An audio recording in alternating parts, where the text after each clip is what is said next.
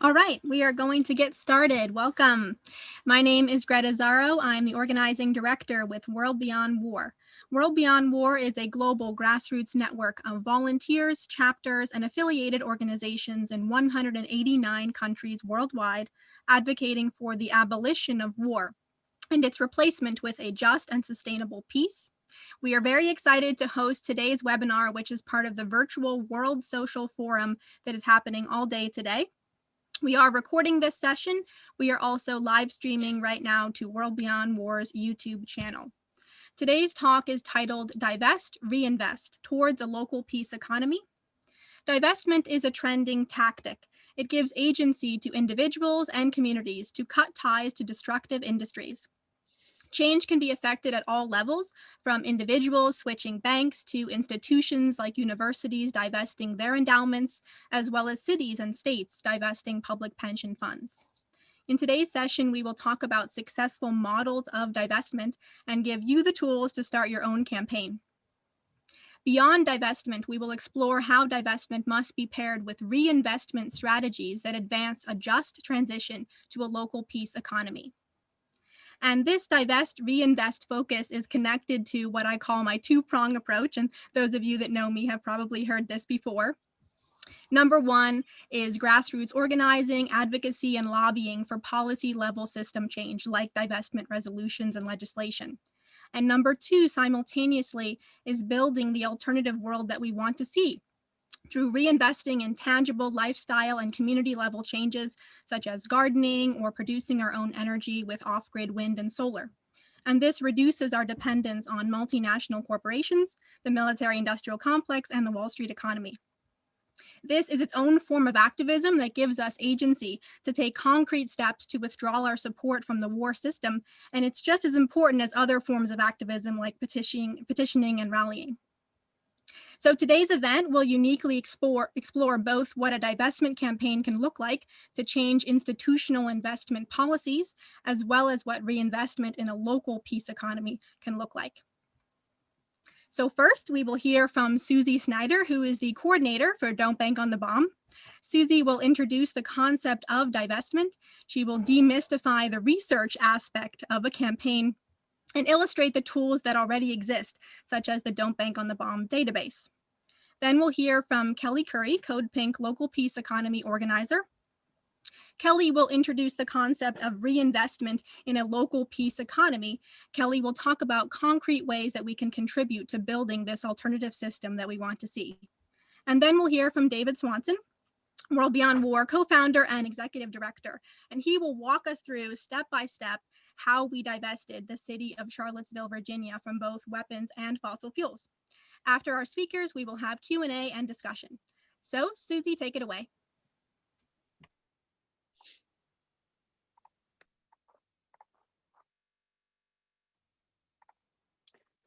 Great. I am so glad to be with you all. Oops. Yeah, I'm so glad to be with you all here today.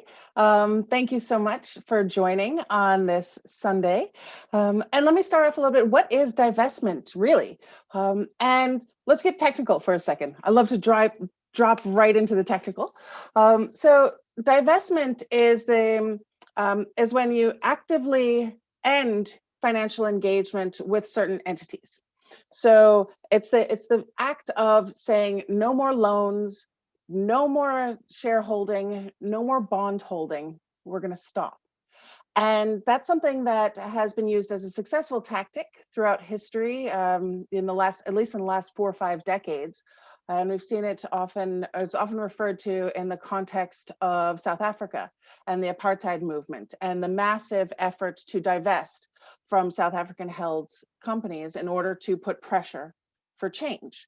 It is not actively changing necessarily public policy, but it does lead to changes in public policy. And I work a lot on weapons and in the weapons sector, and we have seen some great success with divestment as a useful tool to further policy, and particularly around controversial weapons or indiscriminate weapons, or in a lot of cases, illegal weapons. The tricky thing with illegal weapons is often they're not illegal everywhere.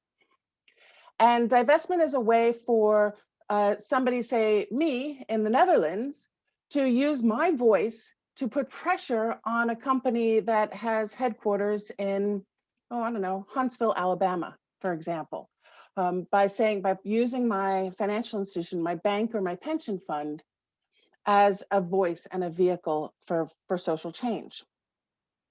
So let me tell you a little bit about the type of research that we do, because we do 3 types of research with the Don't Bank on the Bomb project. The first is we look at contracts, who actually makes nuclear weapons, because Don't Bank on the Bomb is focused on nuclear weapons. We look at investments. What are the banks or pension funds or asset managers that hold shares or bonds, or who have participated in loans for these companies that make nuclear weapons or their key components? And lastly, we look at policies, and we look at the policies of institutions as well as policies of other investment groups. Now, we look at institutions like banks, pension funds, but we also look at policies of, say, the Church of England, or some foundations, and see how they are in relation to their investment, and are they living the values that they claim to their clients. So we're going to talk a little bit about how we do that research, because it takes time, but it's not super complicated.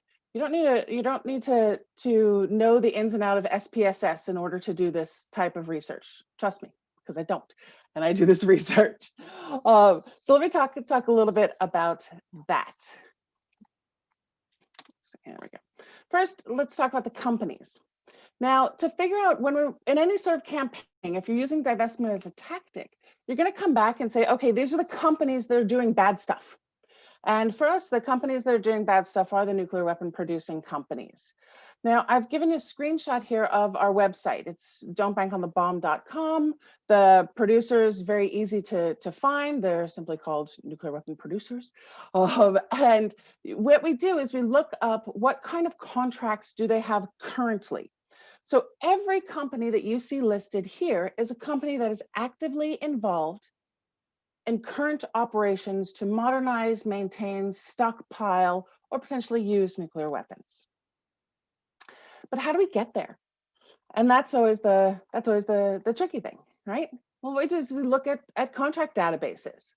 The US, for all of its ups and downs, has actually one of the most transparent presentation of contracts that are issued by the Department of Defense. Now, this is great for us because it shows, every day there's a publication of these are the contracts the US Department of Defense has made that are valued at more than $7 million.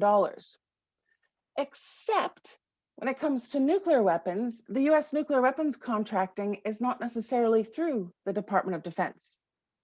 US nuclear weapons contracting is often done through the Department of Energy, because it's the US Department of Energy that maintains the US nuclear weapons stockpile. So that means, we have to do additional checking. And what we do is we use additional other databases. There are some that are paid subscriptions like GovTribe. GovTribe shows you you can look at every contract down to $350 or so that has been made by the US government. It's massive. It takes some time to dig through and figure out how to kind of work through it, but it does have a ton of information. There's also another database whose acronym, I have no idea what it actually means. It's FDPS. I think it's Federal Department of Procurement Services. And there, again, you can find everything, but you have to start to know the codes, what you're looking for.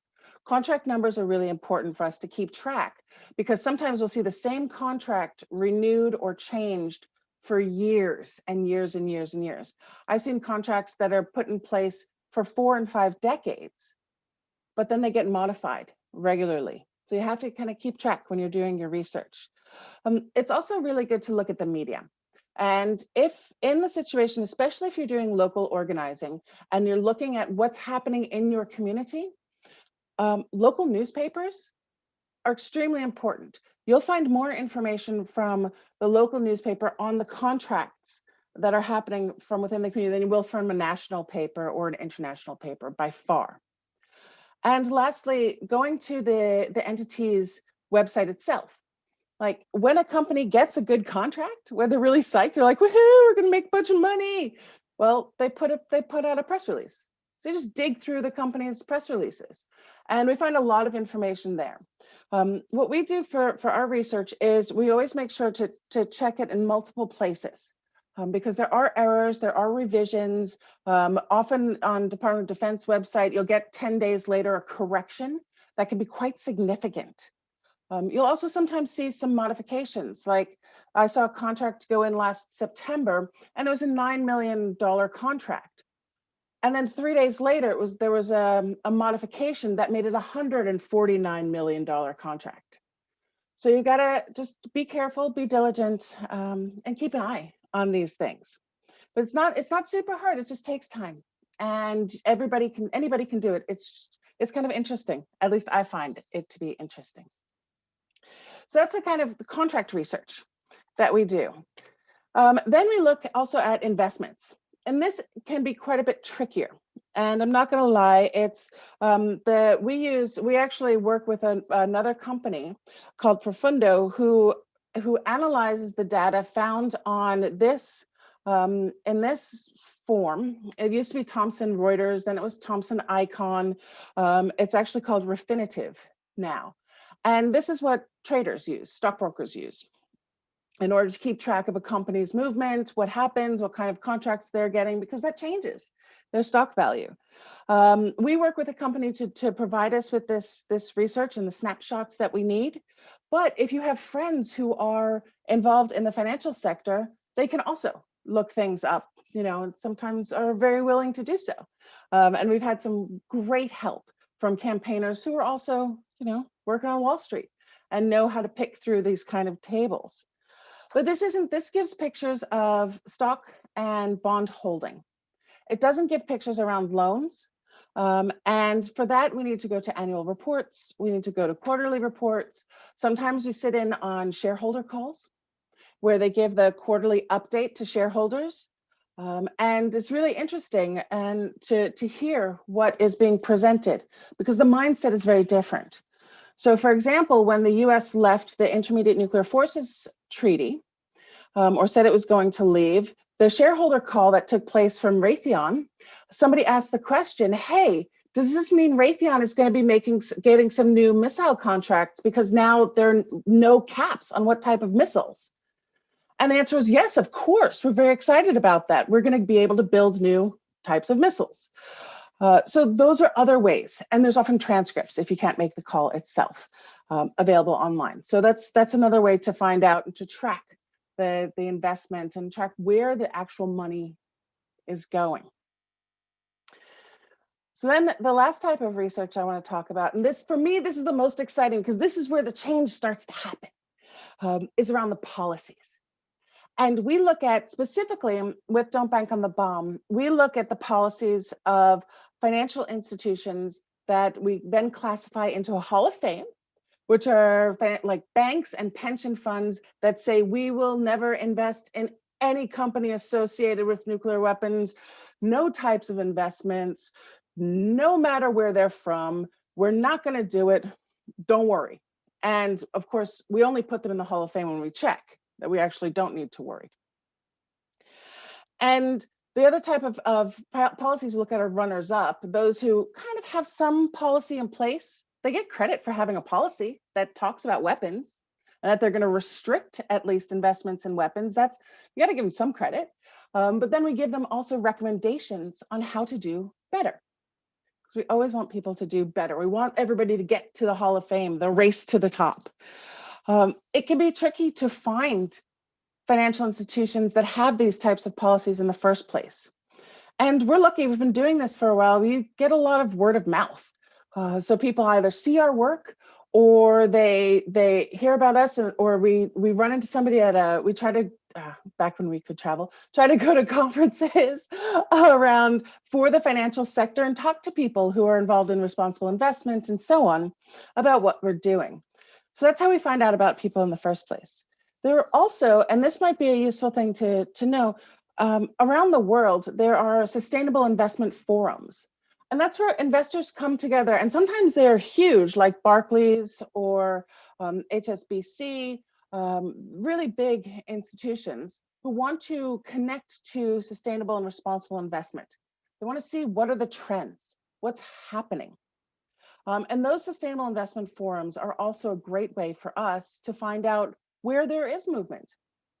So we stay regularly in touch with sustainable investment forums, primarily in Europe, because that's where we're located, but also where we've been engaging with the US Sustainable Investment Forum.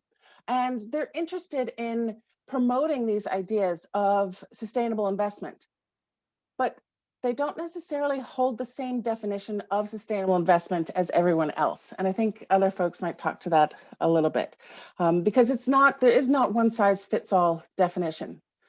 Just like when a company says we use ESG criteria, environmental, social, governance criteria, that doesn't mean that a company that has a bad practice in their board of directors is automatically excluded. It means that that's one of the things that they use to weigh the investment decision. And it's good to start doing this, but again, nothing is uniform. And the standards of how to apply ESG criteria are being developed as we speak. And that's an interesting trend. It's an interesting thing that's happened because everybody wants to have their money do well. It's 25% of investors say, I want my money to be invested only in companies that rate well with ESG criteria. But what BlackRock defines as ESG compliant and what I define as ESG compliant are not going to be the same. So we have to be a little bit skeptical, to ask some more questions. But it's quite interesting, I think. So we look at these policies, and now looking at the policy, it takes a couple of things. First, we find out about somebody, and we do some research. We read the policy, we read annual reports, we read what others have said about them, if we can find it. We look at how they have described their policy themselves. Does it apply at the very top level? Is it only a subsidiary? Is it only one little fund that we think is going to go okay? You know, where and how does the policy go? We review it against our own criteria checklist, where we look at some key areas, and then we confirm our assessment of the policy with the institution directly. And for me, I find it to be really interesting because it means that we start to build a relationship with that financial institution. Let me give you an example of why this matters so much. We've been working on Don't Bang the Bomb for a few years, and there's this one Belgian banking group, KBC Group. And we kept finding KBC Group not good enough for our Hall of Fame. And campaigners throughout Belgium were putting pressure. Hey, KBC, come on, do better, do better, do better, do better. Polls were conducted. Their clients, complained. There was campaigning going. And KBC came to us and said, look, what do we need to do better? What do we need to get into your Hall of Fame? So we talked about it. What could they do? What could they do? They changed their policy. Their policy became a really good policy, but they didn't actively divest from one of the companies involved in, in the French nuclear weapon program. So we couldn't put them in the Hall of Fame. They were so angry, they sent their lawyers after us. We said, look, here's the data. We can't, the data doesn't lie. KBC finished that investment last summer. And on Friday, when the UN Treaty on the Prohibition of Nuclear Weapons went into legal effect, KBC Group issued a press release saying, we want to reaffirm that we are fully in compliance with this new treaty making nuclear weapons illegal.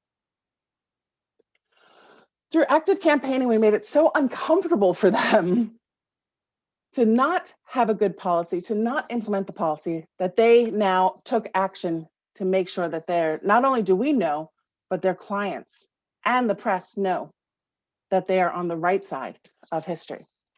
So that only came from this research process of confirming, do we understand your policy correctly? And once we confirm, then we decide, are they Hall of Fame? Are they runners up? We can confirm a great policy and find out they have an investment. They won't go into our Hall of Fame. They'll only go into our RunnersUp. And we try to work with people to get them in this race to the top, to get them into the Hall of Fame. So I love divestment campaigning. I think it's so cool because, especially if you work on nuclear weapons, which seem really distant, this is something anybody can get involved in. You know, everybody can send a message to their bank and ask the question, do you guys have a policy? And just find out, just ask the question, start the relationship, start the conversation. And whether it happens publicly, behind the scenes, whether it happens because you're putting pressure on a municipality, or as we did here in the Netherlands, the politicians, the parliamentary pension fund, to say not to invest in these type of weapons or not to invest in war. These are different ways that you can do stuff. And excuse me. And it's something that it takes patience. It doesn't happen really fast, but it can happen. It takes perseverance, and it takes politeness. And you know, it's really hard to not get pissed, not to get angry, sorry, not to get angry at people who just don't seem to be listening. But even if they throw their lawyers at you, keeping a polite relationship, keeping a good attitude, you know, going off with your friends and storming off there, but then coming back and writing the very nice email where you can see the smile, makes a difference. And it can turn something that's not great into something great. So thank you all very much. And I love joining World Beyond War on these kind of events. So thanks. Great. Thank you so much, Susie. And we will save the questions for the end. So next we'll go to Kelly. Hey, good morning, world. Good morning, World Beyond War. Good morning, World Social Forum. Everyone joining from around. That was amazing. I love that, Susie, and how you talk a little bit about being polite and being congenial and keeping it human, which is how I approach divestment and how I approach building local peace economy. I'm going to share a little bit about how I got organized with a peace movement in the US, which tends to be, unfortunately, very Eurocentric, very white.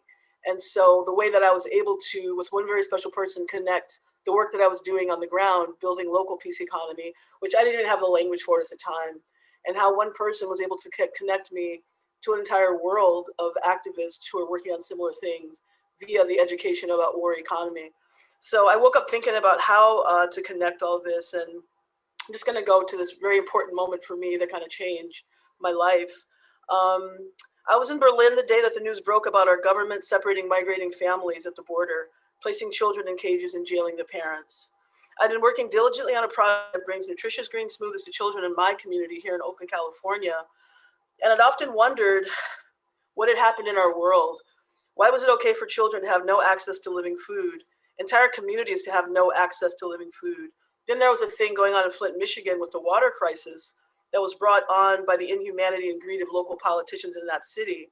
The inability for Americans to protect our communities from the dark forces hiding in plain sight in seats of power haunted me as I walked the famous tree-lined streets where Hitler had marched that day in Berlin. Unter den Linden was the street I was on, and then I bumped into a monument that took up an entire city block or more. If you've been there, you know how huge the monument for the murdered Jews of Europe is. Something in my body and my mind changed that day because I connected what was going on in the States, which was the children were being caged, being separated, understanding with my own peace work how important it is, that bond between a mother and her children and the community, and the trauma that can happen when a child is just, you know, and the fact that they'd come here for safety. So something in my body and mind changed that day as I accepted that we were doing it again, big, letting atrocities of grand proportion just happen. It was a beginning of an awakening that would change my life forever. When I returned to the States, I went directly to the US-Mexico border with other activists as we lined up outside the walls of jails holding mothers who had been separated from their children. And they began calling out to us in their indigenous languages, then in Spanish, then in English. They were very well organized. "We love you," they said. "We thank you for coming. Will you please tell us where our children are?" This was a life-changing moment for me, to my soul. It's like I felt all of my ancestors gathering around me and just saying, wow, this is no bueno. My heart and my mind could not process the impact of what was happening. The world that I was living in actually organized itself around allowing this unchangeable moment in the lives of kids and parents to happen.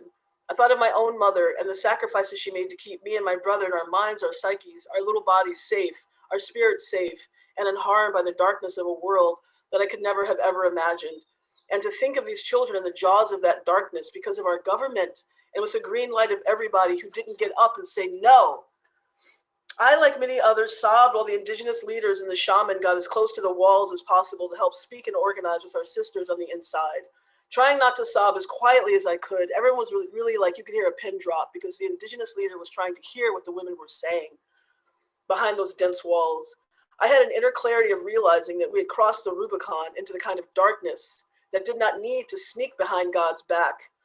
That's where I do the smoothies for the community here behind God's back, in ghettos where people are afraid to go and will not venture in because war economy has decimated our ability to connect to one another and also made with the media us so afraid of one another that people very, very seldom venture into these areas. I knew that we were in big, giant trouble, the kind that would make other worlds and other galaxies take notice. After posting and talking and trying to tell everyone I knew and didn't know, in those days, I approached churches. That day when we came back from the border, I was in Long Beach, and I was hearing churches that were in session, and I would just walk into the churches and talk to the minister and say, hey, we just came back from the border. Can we talk to your congregation? And they would let us do it. And that built peace for me, and it built a sense of confidence, but also helped me understand that I had changed, what I felt had changed. Anyone who would listen and somehow became active around stopping this. But people seemed, and this was why I'm shocked and why I'm sharing this with you now. When I talked to people, it felt like what was happening was okay to them. They started talking about policies and Obama was doing it, like all this stuff that didn't connect, that these children were suffering right now. They said, what have those people ever done for us? They're coming here to steal our jobs, like all this stuff. These are friends of mine too, some of them. I was completely shocked. And one day, when I'd heard enough and the news kept getting worse and worse and still struggling with my little smoothie project, I just got on my knees and I prayed. I just prayed. I said, please, God, there's got to be someone or something that feels the way I do, and people who cared. And around that time, I was looking everywhere. I was looking online, and I applied for a job with Code Pink. They were hiring for something called Local Peace. And I was like, can this be real? Is there actually something called Local Peace Economy? And I was like, is this like a joke? Have I drifted out of my body and then just imagined this? They were hiring for someone called the Local Peace Economy Organizer. And Jody Evans I was on the phone with her in a couple of weeks. And she educated me about war economy and the ways in which war economy was holding together the nightmares and the brutality that I was engaged with trying to change on the ground. Black American children suffering through the treatable illness brought on by malnourishment and food deserts. These children are being prepared by their malnourishment, organized by poverty and hunger into the school to prison pipeline, which is what the beneficiaries are Raytheon, Lockheed Martin, because these children go into prisons and they're making these weapons of mass destruction. They're making nighttime vision goggles. They're making all of the armor and the things that we see out in these paramilitary organized things that are happening. They're making them for free, and slave labor has been envisioned in these prisons. And the children being separated at the borders. And Core Civic, okay, is a part of that whole war economy. David Swanson, Susie, everybody here knows about Core Civic and how all of these things are connected. And so just coming off my little script, I'm going to keep reading it a little bit, but I want to say how important and how imperative it is that people from different backgrounds, I'm an artist and an activist, but the idea that it took me in that moment to connect with the peace movement in that way, and thank God for Jody Evans, who, my life was a mess at the time. I'm trying to do this project. I was like living the wounded healer, like trying to heal, but then I can barely feed myself. My dogs mostly ate more than I did at the time. And Jody really took me under her wing and helped me to understand the impact of all of these things, but also demonstrated how we support one another to healing and health so that we may continue our work.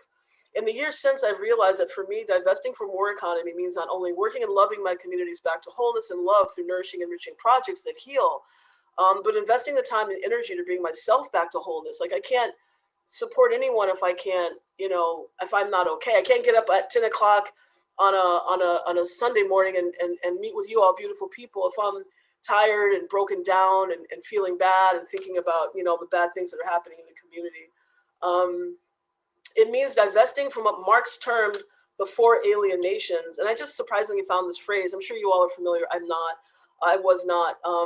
The four alienations that it takes to separate people from themselves, from their environment. So it's nature, it's love of yourself, it's love of your community, it's your labor. Okay, it's separating you from the labor that you do and the connection in community. And all of those things have happened in this country. And that's the thing that local peace economy organizing has helped me do a deep dive on. Because whenever I investigate what an economy is, they never talk about love.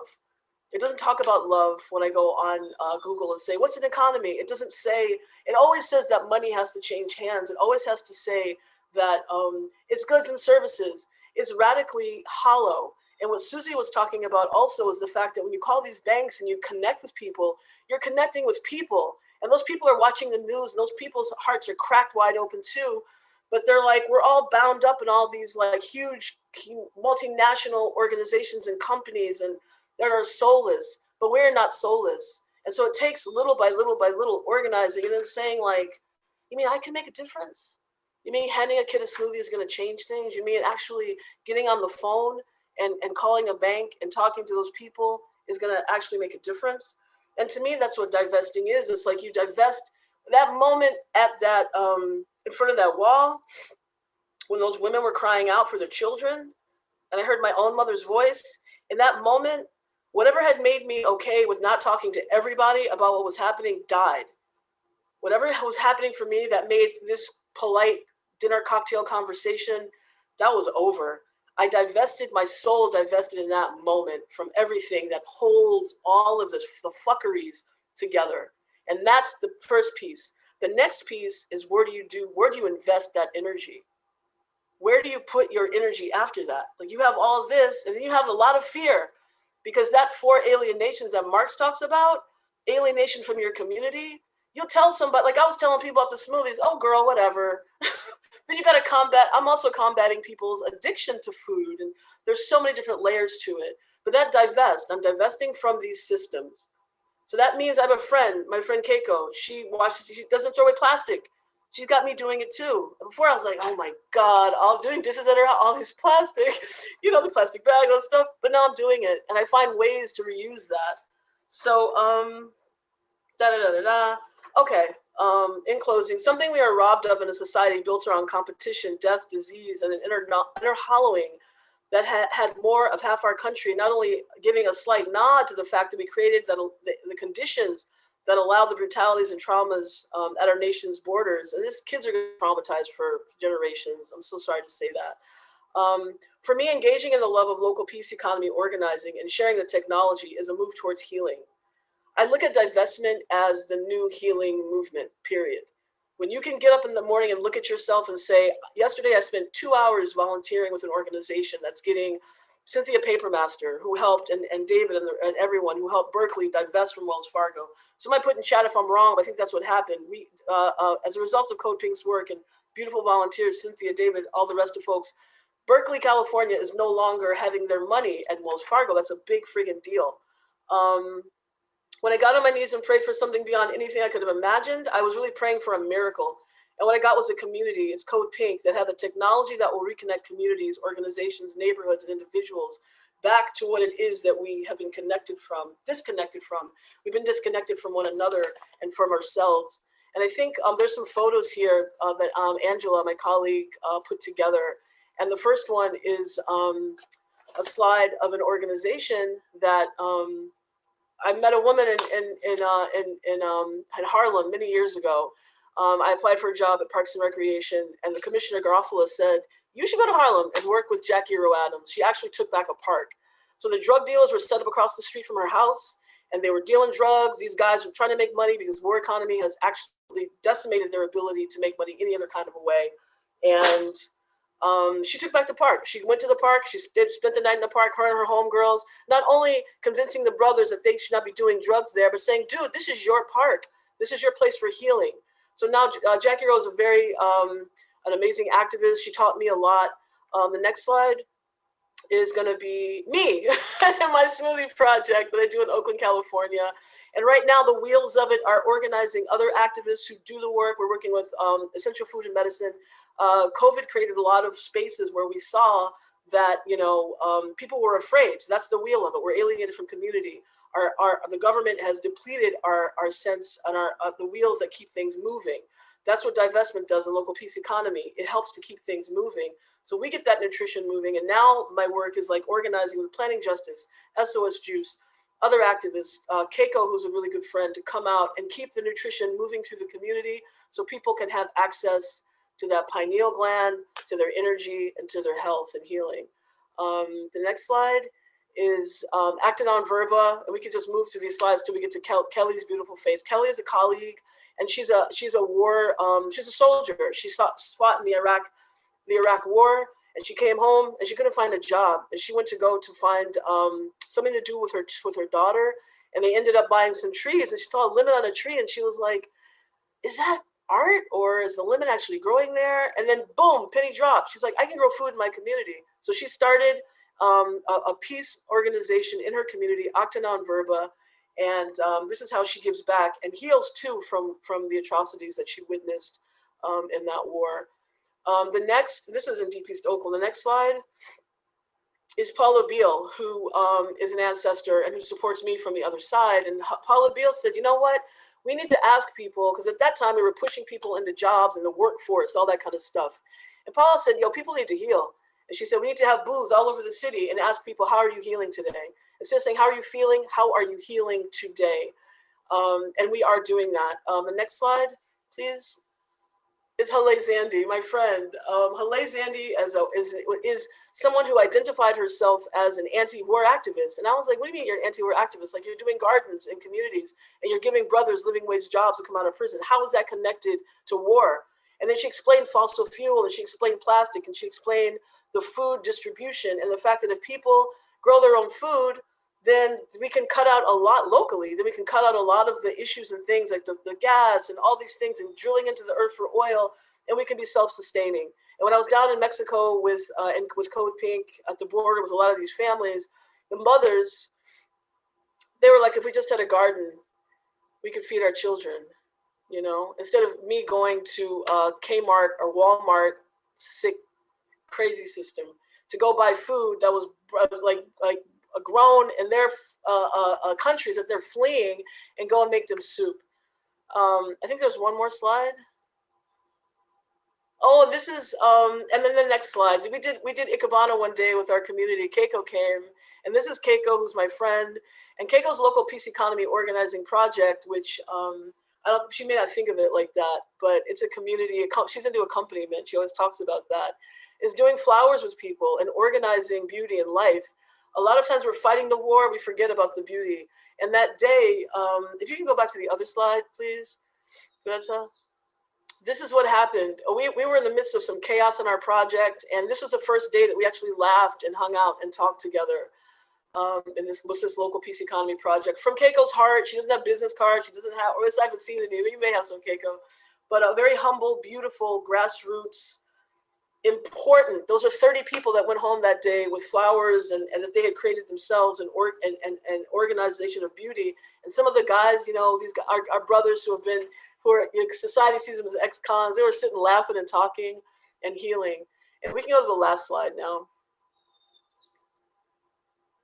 That's my great grandfather, who at his local grocery store and restaurant that he had. This is like in the 40s in a community in South Chicago, where the local peace economy meant that the wives would make chicken dinners and barbecue dinners and sell them when the roof had to be made, and buy the supplies to build the church roof, to build the church, to get kids who didn't have money, uniforms for school, whatever had to happen. This is my vision. I have this in my house, and it keeps me moving on understanding what a local peace economy is. Local peace economies are built on love. And the only way that we will get to where we need to be, to that moment where Susie is giving her time and David is on one call, and I was on another call after this one, we put ourselves into it. And you may not want to do it all like, we're doing it here, but just one piece of it. So this is a Black man standing on a corner in front of his business. That's my vision of peace and solidarity. and where these projects, divestment and local peace, can get us back to if we work together. Thank you all. I love you all. Thank you. Thank you so much, Kelly. Okay, David. Wow, thank you for including me. Terrific presentations by Susie and Kelly. I'm going to share a PowerPoint and go through it.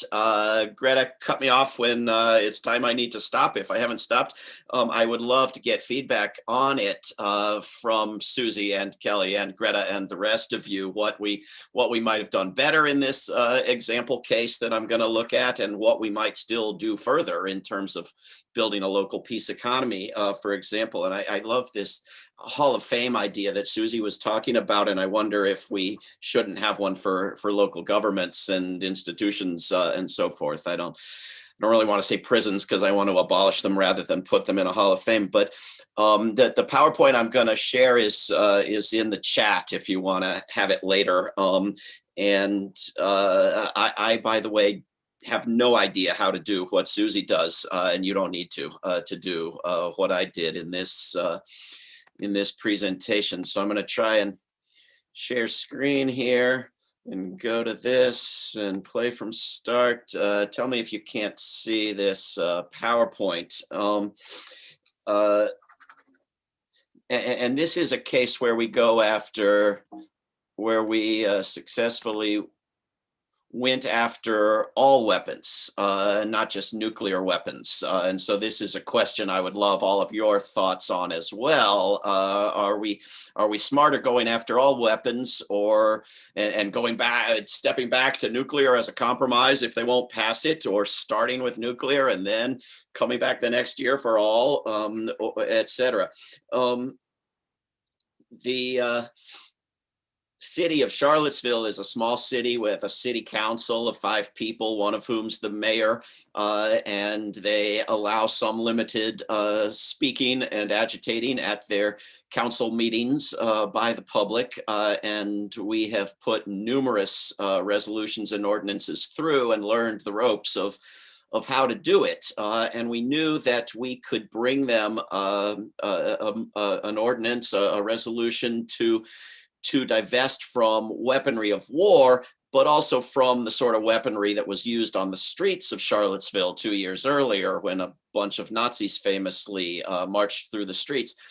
Yet we also knew that war weaponry, bizarrely and disgustingly, is still rather sacred and patriotic in US culture, whereas fossil fuels are becoming very, very unrespectable. And so we decided to combine the two and to draft a resolution that made very clear the interlocking, inseparable nature of fossil fuel and weaponry and war, and to demand divestment of public dollars from both as one thing, thinking we're more likely to get both than we are to get just weaponry. We also, and I would love Susie's input on this, and there's more on this as I move ahead here, but we were faced with the, proposal, well, let's not divest from horrible things, let's invest in good things, it's so much better. And we found that most of these schemes, I almost said scams, to invest in good things, socially responsible, et cetera, were not only not uniform, as Susie said, but not transparent. You couldn't know what it was you were trying to invest in, much less what you actually were investing in. And they didn't include divesting from the worst things. So they were things, these are, things that could be added to divestment from the worst companies, but they weren't alternatives, not good alternatives to divestment. So we pushed ahead with divestment from major fossil fuel and weapons companies. This was a flyer we handed out. We held rallies. We made it very much an educational effort. We set up a website that is still there. You can go look at it and find much more than what I'm telling you at divestville.org. We announced a coalition that included numerous candidates for city council who had very good prospects. So it certainly looked like if we failed, we would get it immediately in the next city council. We drafted a lengthy educational resolution, knowing that the resolution they ended up passing might look very different, but it would give them something to start with and educate the public. And we posted our responses on the website to all of the likely objections and any actual objections that came up. We put op-eds and letters to the editor in the media. We did a press conference in front of City Hall. This is a, a small city where you can do a press conference and actually have the press involved in it. We held a rally on the downtown mall, which is, a pedestrian street. We handed out flyers, put up public service announcements and paid announcements on the radio and in newspapers. We collected signatures on a petition and urged those people to further action. And we gave the city council our petition and our draft. This is, an example of part of many, many pages of signatures and comments from people on the petition. This is the text of a public service announcement here on the left, and example of a flyer we handed out to people on colored paper on the right. We went to city council meetings. We brought everybody we could. We signed up ahead of time and on the spot and got there early and jumped through all the hoops to get as many of the 3-minute slots for speaking by members of the public to be our members of the public. You can go and watch the videos of those parts of both of those meetings at divestseville.org to see what we said. We told everybody in the room to stand up who agreed. We gave them little signs that said divest to hold up. We dominated the meetings and made clear that we were, a big public demand without having done any polling. And there was no organized opposition. There was not a single person speaking against, at least not a single person who wasn't on city council. We met with the city treasurer, who's very much involved, needed him to be on board. And then we ran into the city council really wanting to delay this thing. But the reason turned out to be that the city had money in two pots. They had an operating budget and they had a retirement fund. And the operating budget, the city treasurer could control, the city council could control. These are all elected officials, including the treasurer. We had some say. Whereas the retirement fund, their main excuse for delay there was that they were in the middle of hiring someone, but it also was because it's overseen by this retirement commission that isn't elected, that doesn't respond to public pressure, much less morality. And then included, I didn't know this at the time, but included individuals who are, far to the right of public opinion in Charlottesville. So we proposed that they go ahead and divest from the operating budget immediately. The big headlines and the reality of it was divestment from big companies and from big fossil fuel companies, both of which the city had significant money in and which it immediately did divest.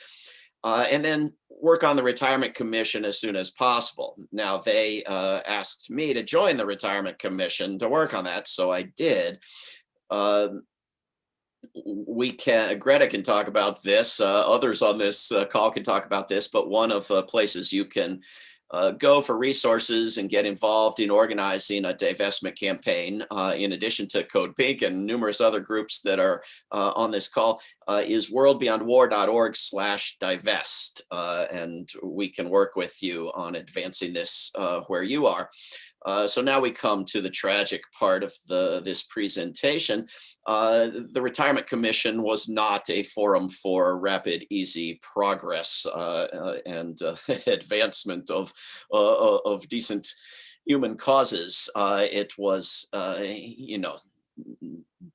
deadly boring, incredible waste of time, worse than watching paint dry. It was sitting through endless proposals to, do positive investment instead of negative investment, but not really do it and not have it mean anything. And how can you invest from weapons companies when any teeny little subcontractor could be part of a weapons company? It's impossible to define what's a weapons company. And just how can you, and members of a commission whose very job it is to bet on what might happen in the future, declaring, but how can we know that weapons and fossil fuels won't be hugely profitable in the future? You're proposing that we see the future.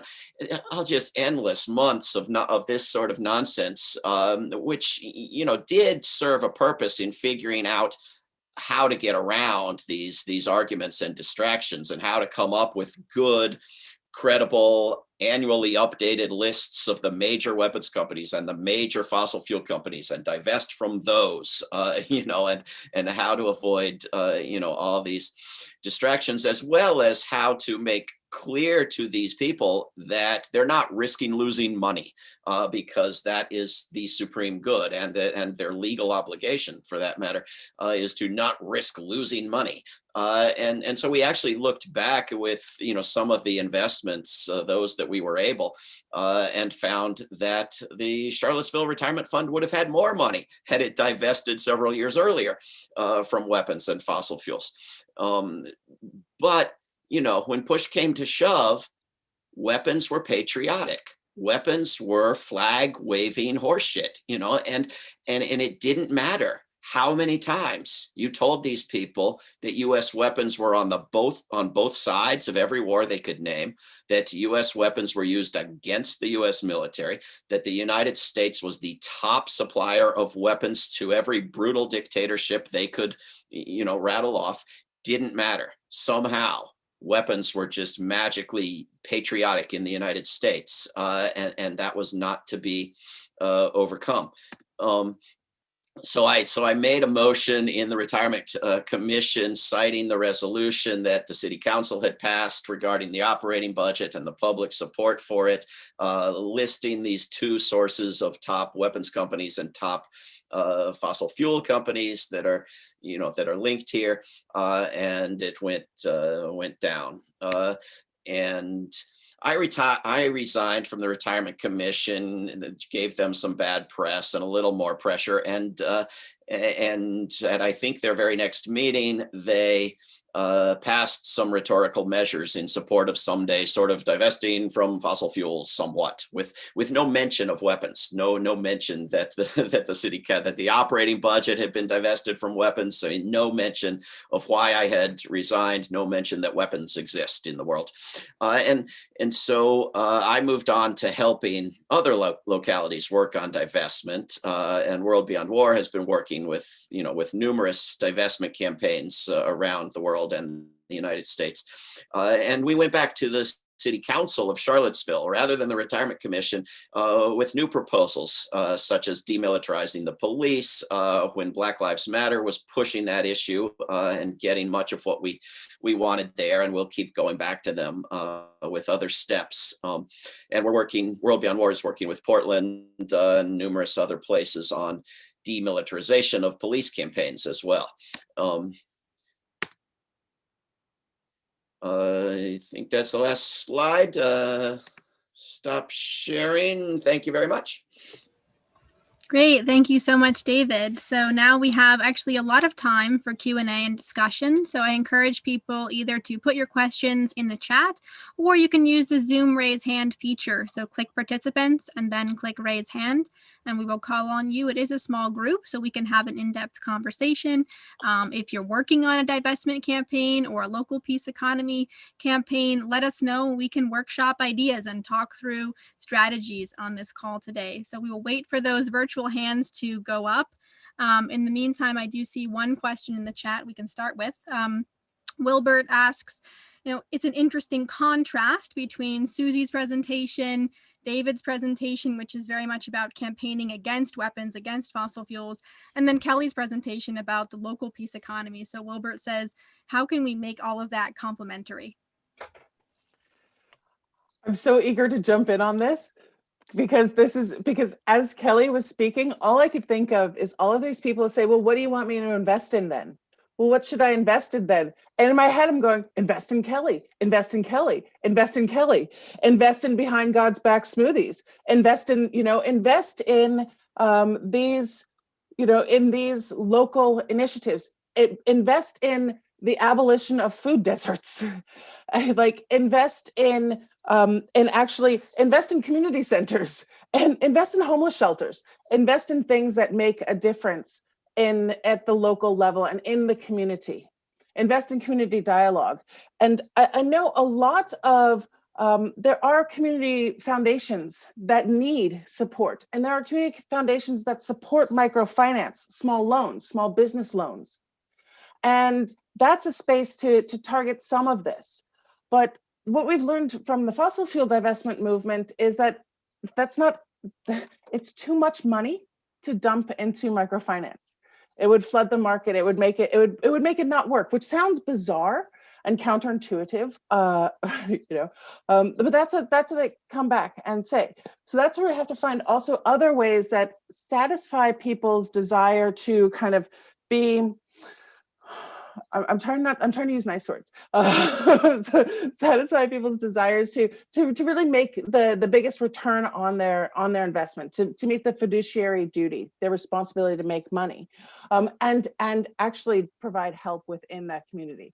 And one of the ways that I've been thinking about more is how to redirect to local credit unions, and to back local credit unions, because those are the ones who can get backing from bigger financial institutions, but they also provide access within communities to help build that community from the community's perspective, not from somebody parachuting in and saying, hey, you guys need this, but actually what's needed by people and by people locally.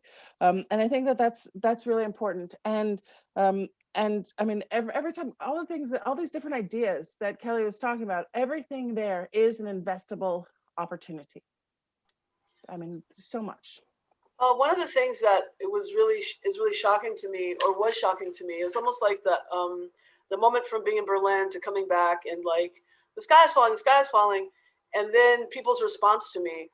So I feel like people sense whatever the connection is between realizing they can, or the moment when people realize they can actually make a difference, because we've been really cooked down in this kind of rule of like, just keep your head down, as long as it's not happening to me. Now it's happening to everybody. I mean, everyone's behind closed doors, coronavirus. We created this illness that now we've all got to be literally who we are, is like inside behind masks, that kind of a thing.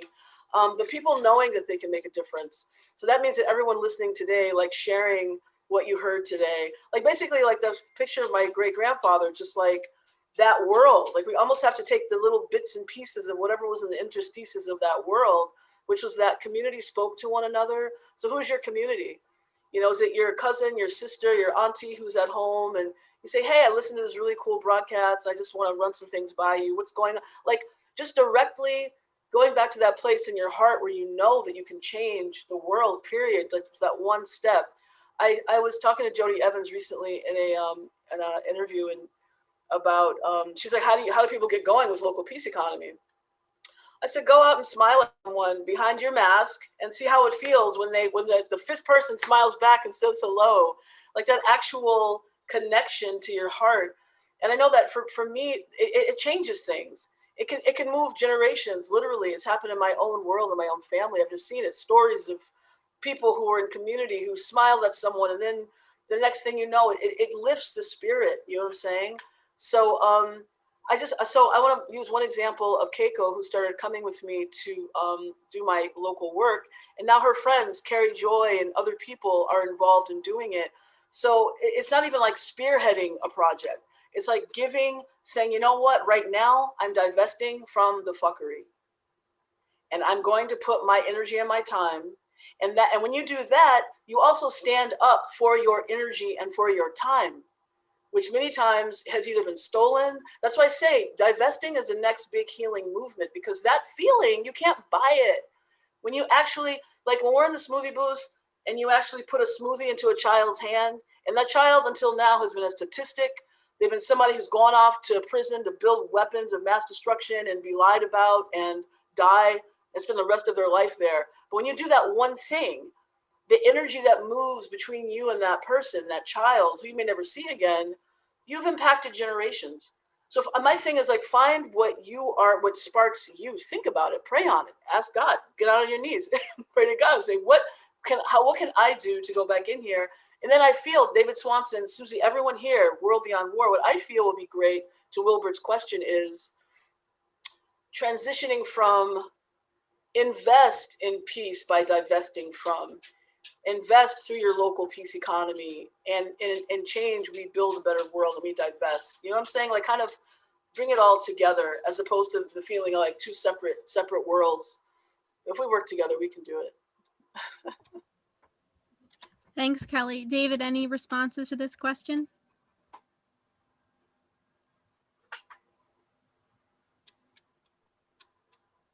David? Oh, you're muted, David. Sorry, can you hear me?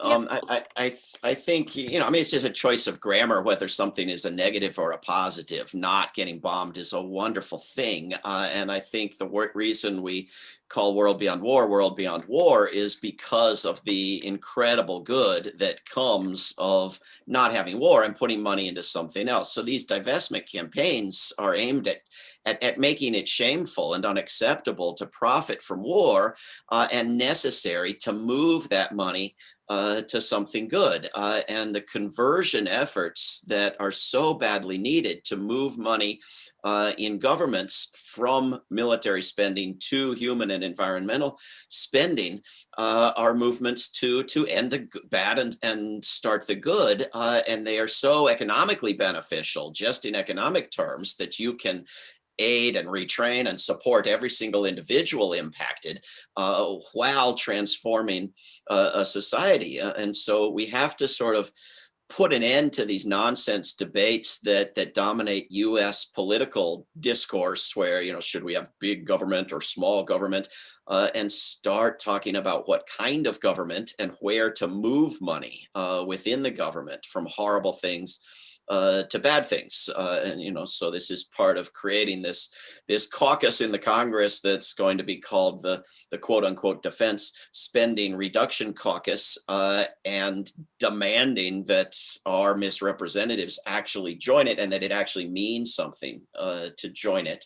And this is something that, conversion is something that can be done locally. In addition to or apart from divestment, you can create local studies of conversion and how to do it and its impacts, and initiatives to start doing it and start rewarding and incentivizing it. And we have to.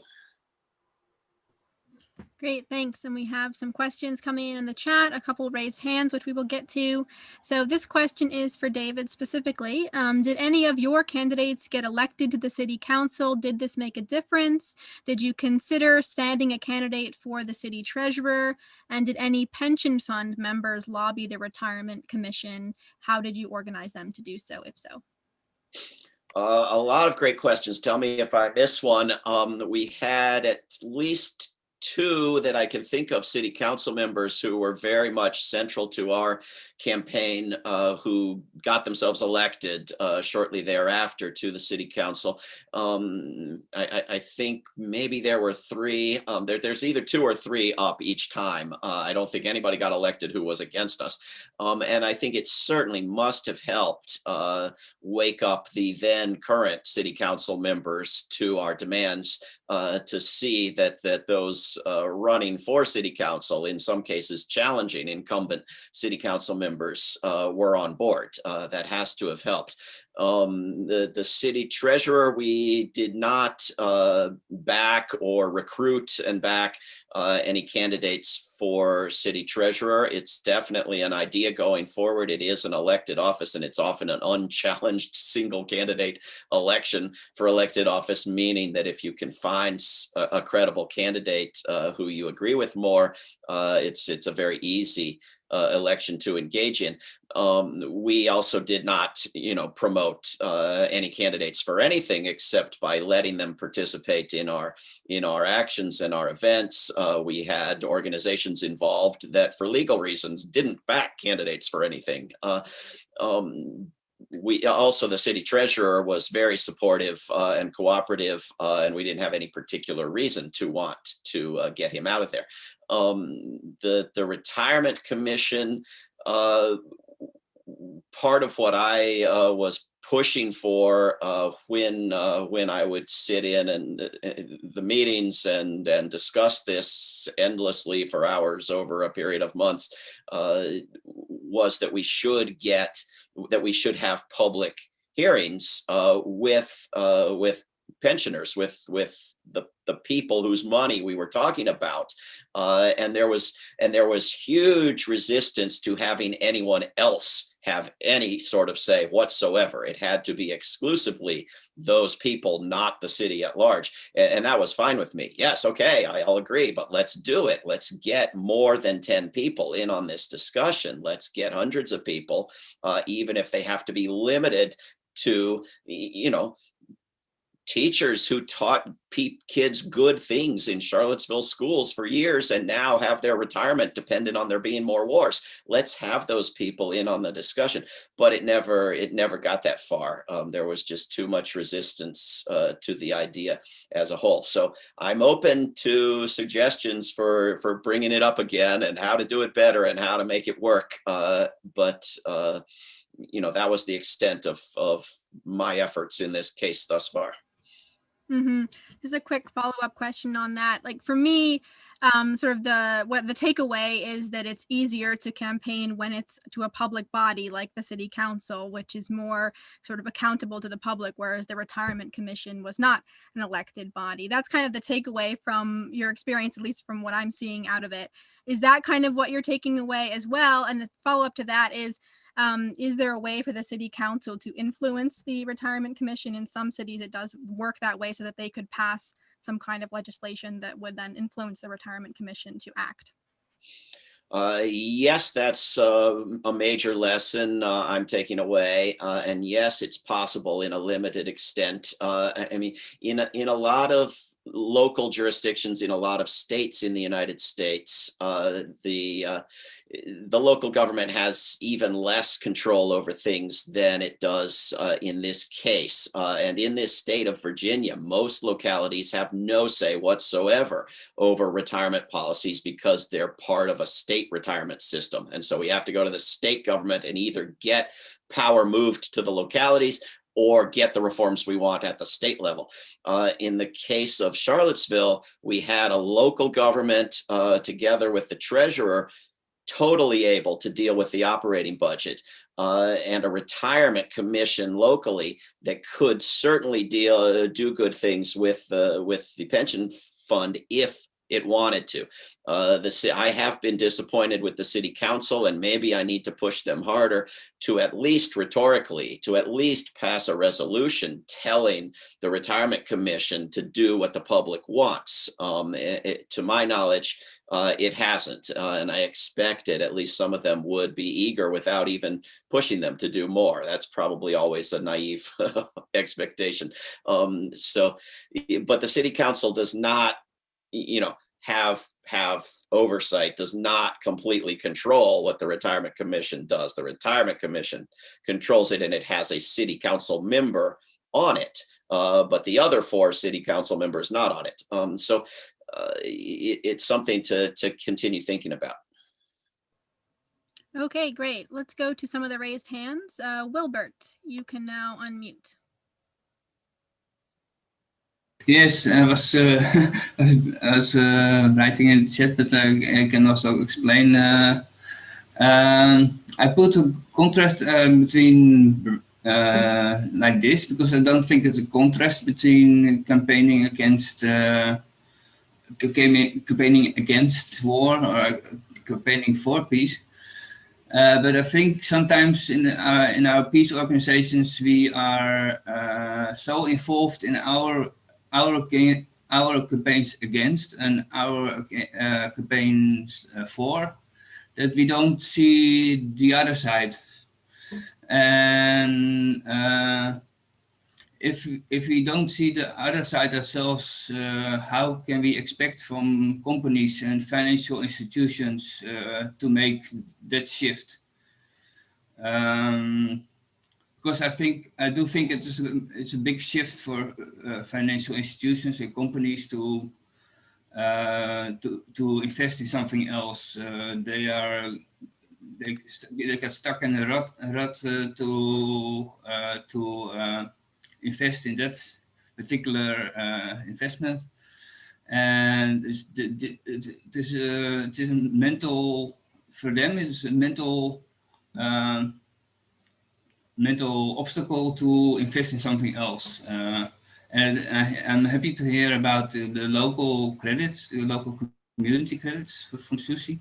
I think it's something that we can explore more. And I just want to emphasize that it is time to see also as peace movement that we can work in two different ways, but it has the same aim. And I think sometimes in the peace movement, and I'm really happy with this webinar because it brings exactly the two positions together to bring them together as peace movement and see how we can work together and again on the positive and negative side. So yeah, that's my comment. That's why I'm asking the question also. Great, thank you, Wilbert. Any other responses to that from Kelly, David, or Susie? Well, just a couple of things. I think it's really important to remember, especially the bigger financial institutions, they hire armies of investment managers to figure out what they should be investing in. And so they do change investments all the time. And that's how, I mean, that's always the market, right? Is the shift in who has which, was holding which companies. So I think I hear you very much. Yeah, it can be a big psychological shift. And when we're asking them to stop investing in a sector, that is especially big. So, you know, especially the whole transition out of carbon and fossil fuels, that's huge, and that can be very terrifying. But I'll be honest with you, the weapons sector is pretty small overall when it comes to the market. And I think that we shouldn't underestimate that it doesn't have to be hard. Like it really doesn't have to be. At the end of the day, it can be a decision and it can be a choice. And it's good to remember, it's psychologically, it's tricky. Like David talked about earlier, that psychological shift of, well, if we stop investing in weapons, we're not patriotic. That's a psychological hurdle to get over. But once we kind of get through that and start thinking of, oh, the alternatives, as you said, that's what we need to focus on. What is it that we want? What is the world that we want? And I mean, a world beyond war, right?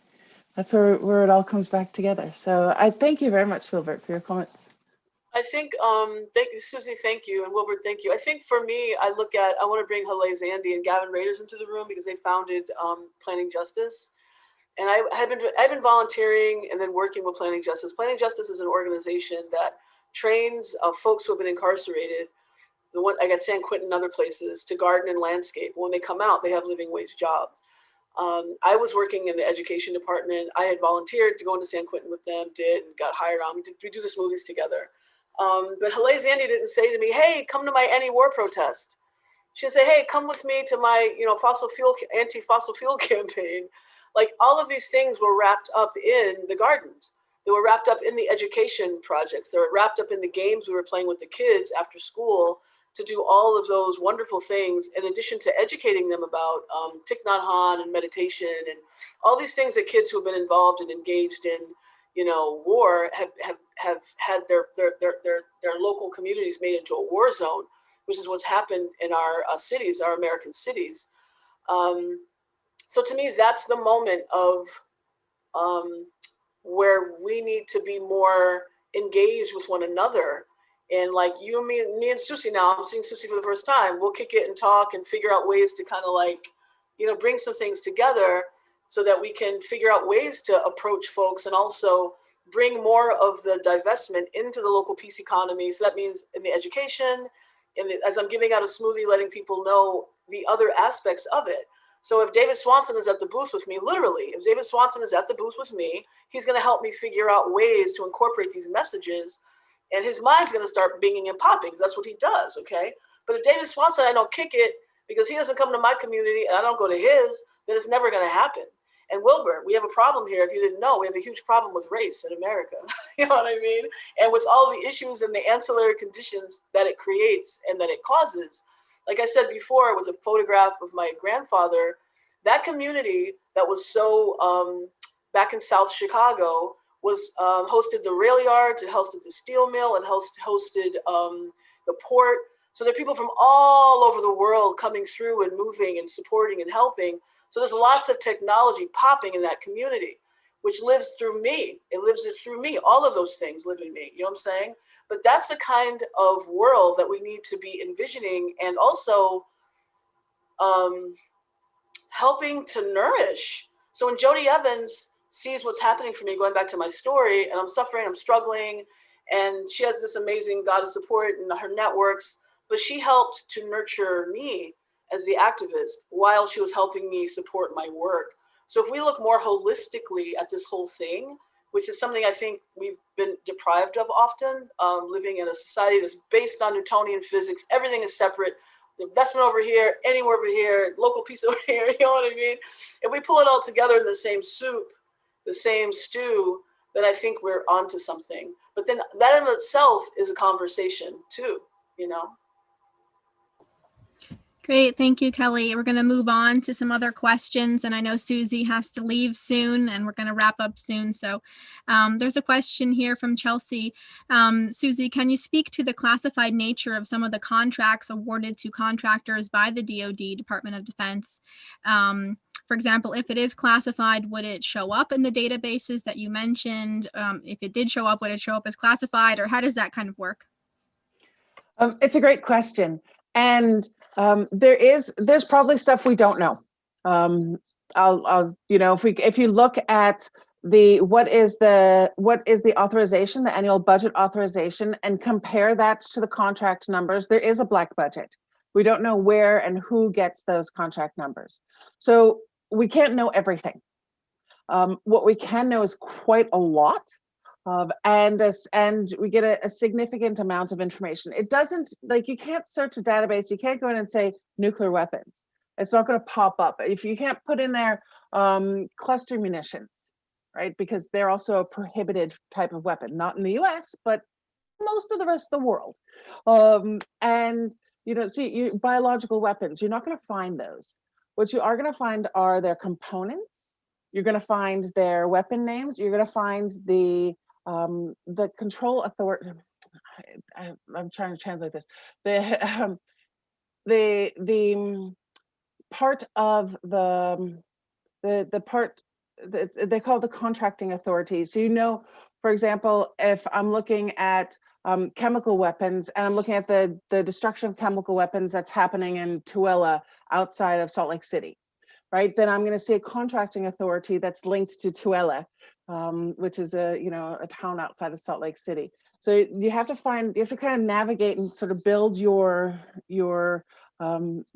plan, and from there. And there's a lot of people who are already doing that work. So I want to, if research is your thing, do research. If organizing is your thing, do organizing. Do what you feel called to do. As Kelly was saying earlier, that's where we get change. If talking to your city council is your thing, like David said, that makes a big difference. And that rhetoric, even if a city council says we're gonna do this, and it just blah blah blah, it takes them a while to follow up. They may blah blah blah, but then all of a sudden, people everywhere else are like, oh they said they're going to do it. We better do it too. We better do it too. And every time, every new city, it gets stronger and stronger and stronger. And pretty soon that rhetoric is the reality. So don't underestimate that power too. Thanks, Susie. So we have one more question and then we'll wrap up. And Susie, I know you have to leave, so thank you so much. All right, this is a two-part question from Margaret. The first part, sort of in terms of the messaging to use when we're talking about divest, reinvest. Margaret says, I talk about investing in renewable energies, solar, wind, geothermal, but does that sound too generic, too general? Is there other ways that we can frame it when we're trying to make this pitch about divest, reinvest? And the second part, and maybe this is for Kelly, Margaret says, where can I find more information about prisoners making weapons of mass destruction? I'll just take reach out to me. Anyone has any questions about this, and I'll make sure you get connected with the folks who are doing that work. And at Code Pink. Code Pink has a lot of that information. Planting Justice also has that information. I'm Kelly at Planting Justice, KELLY at plantingjustice.org. And I'll put that in the chat. If anyone has any questions about any of those things, I'll be happy to connect you. And on the first part of the question, there obviously are much better things than most investments that can be invested in, and the possibility of investing in positive local things rather than just investing in whatever brings in the biggest return internationally is something that most local governments haven't jumped over that hurdle either. But it's a positive idea that they can be pushed toward. I think so is the idea of sustainable investments and renewable and positive rather than destructive investments, and people can be pushed in this direction. I just warn, again, I can't warn strongly enough that this should not be swallowed as an alternative to divestment from evil things, because this is what it generally is used as in these campaigns. In my limited experience, you try to get them to take money out of the worst, most destructive corporations in the world and profit from the hard work of other people while sitting behind their desks through some other means than war or climate destruction in its worst forms. And they throw back at you, well, why don't we make a statement that we're in favor of good, positive, green, peaceful investments, and even commit to some non-transparent, secret sort of kind of investment in those things that we won't really let you see exactly what it is. And it won't mean we aren't investing in weapons and fossil fuels, of course, because that wouldn't be practical. So by all means, talk about how we need to move from the horrible investments to the good ones, but make sure that we're actually getting out of the horrible ones. That's what divestment means, and then work on getting the money into the good ones, and move on to conversion campaigns and demilitarization campaigns and all of the other campaigns that you can do at the local level.